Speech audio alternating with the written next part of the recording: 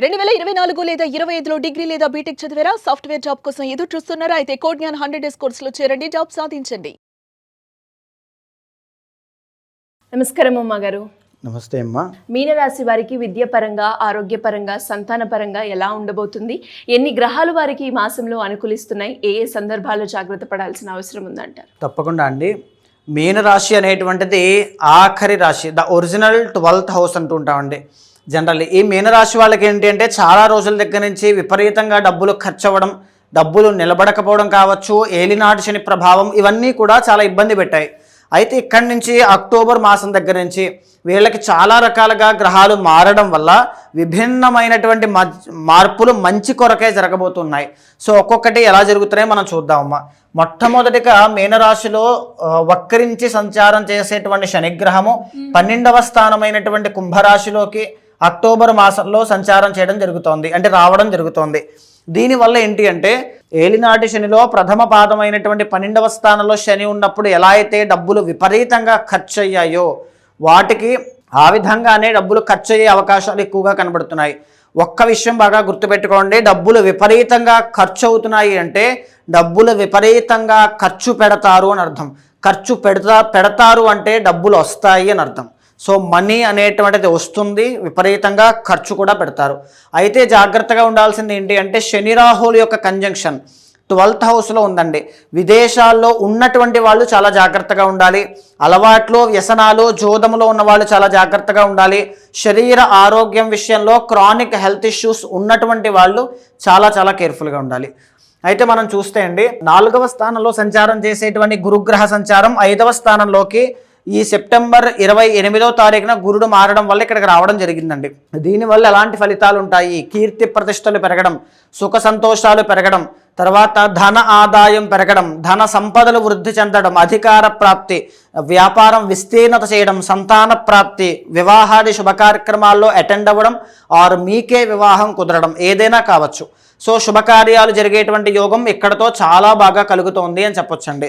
అయితే ముఖ్యంగా గురుబలం పెరిగినప్పుడే ఏ మనిషి అయినా మంచి ఫేమ్లోకి వస్తాడు, నేమ్ సంపాదించుకుంటాడు, డబ్బులు సంపాదించుకుంటాడు, యూనివర్స్ బ్లెస్సింగ్స్ ఉంటాయి.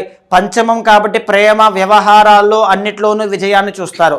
ఈ గురుడు పెరగడం వల్ల 5 రాశుల వాళ్ళకి రాజయోగం పడుతున్నా మీనరాశి వాళ్ళకే అత్యధికంగా ఎందుకుంది అని అంటే 1st and 10th లార్డ్ మీనరాశి వాళ్ళకి గురుడు రాజయోగ కారకుడమ్మ. అలాంటి రాజయోగ కారకుడు లక్ష్మీ స్థానంలో ఎగ్జాల్టేషన్లో ఉన్నారు ఇక్కడ. సో దీని మూలకంగా వీళ్ళకి అత్యద్భుతమైనటువంటి రాజయోగం పడుతుంది. బంగారం కొనేటువంటి యోగం కావచ్చు, డబ్బు సంపాదించేటువంటి యోగం కావచ్చు, అధికార ప్రాప్తి కావచ్చు, వాహన యోగం, భూలాభం, ఇవన్నీ కూడా అద్భుతంగా కనబడుతూ ఉన్నాయండి. అయితే 6వ స్థానంలో కేతువు కూడా బాగా యోగిస్తున్నారమ్మ. దీని మూలాన ఏం జరుగుతుంది అంటే శరీర ఆరోగ్య సమస్యలు ఎవరైతే బాధపడుతూ ఇక్కడ ఇబ్బంది పెట్టే రాహు ఉన్నారో అది మళ్ళీ ఇక్కడ ఓవర్కమ్ చేసే యోగాన్ని ఇక్కడ బ్యాలెన్స్ చేస్తుందన్నమాట.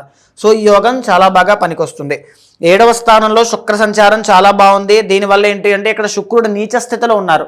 సినీ నాటక కళారంగాలు, నృత్య గీత వాద్యాది రంగాలు, కళారంగంలో వ్యవహారం చేస్తూ అవకాశాల కోసం, జన ఆదరణ కోసం, జనమిచ్చేటువంటి మెప్పుల కోసం చూసేటువంటి వాళ్ళకి అద్భుతంగా ఈ శుక్రబలం కలిసి వస్తుంది.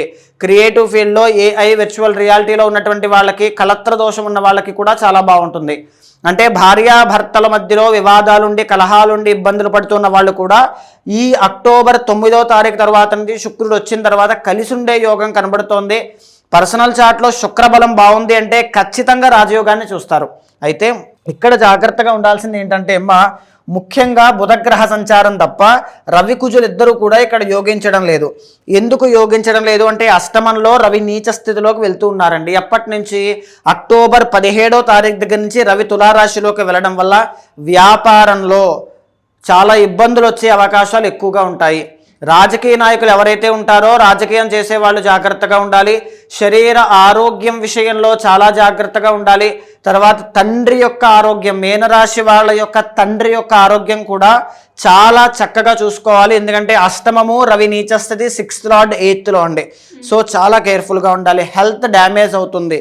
మేజర్లీ హార్ట్ ప్రాబ్లమ్స్ కానీ, బోన్ ఫ్రాక్చర్స్ కానీ, యాక్సిడెంట్స్ కానీ, ఈ విషయాల్లో చాలా చాలా జాగ్రత్తగా ఉండాలండి.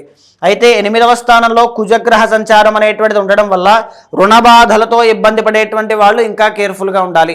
అప్పుల విషయంలో ఇబ్బంది పడుతూ ఉంటే మీకు ఇంకా ముఖ్యమైన మార్పుల జీవితంలో వచ్చే అవకాశాలు లేవు.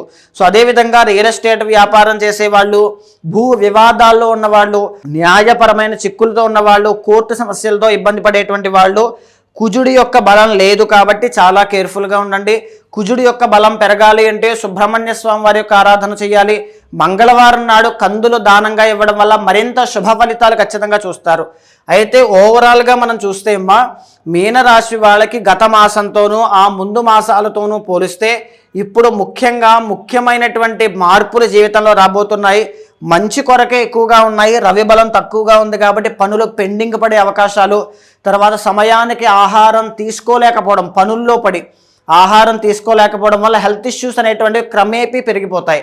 ఇక్కడ 12th కూడా శని ఉన్నారు చూసారమ్మా, డబ్బులు విపరీతంగా ఖర్చు పెట్టేస్తారు. సో అది కంట్రోల్ చేసుకోండి, హెల్త్ కంట్రోల్ చేసుకోండి, జాగ్రత్త చూసుకోండి. అప్పులు చేయవద్దు, వివాదాలకి కలహాలకి తావివ్వవద్దు. తర్వాత పంచమంలో గురుడు పెరుగుతున్నారు కాబట్టి అవకాశాలు, ప్రయత్నాలు అన్నీ కూడా సఫలీకృతమయ్యే అవకాశం ఉంది కాబట్టి మనోధైర్యంతో పనిచేయండి. మనోవిచారాన్ని పక్కన పెట్టండి.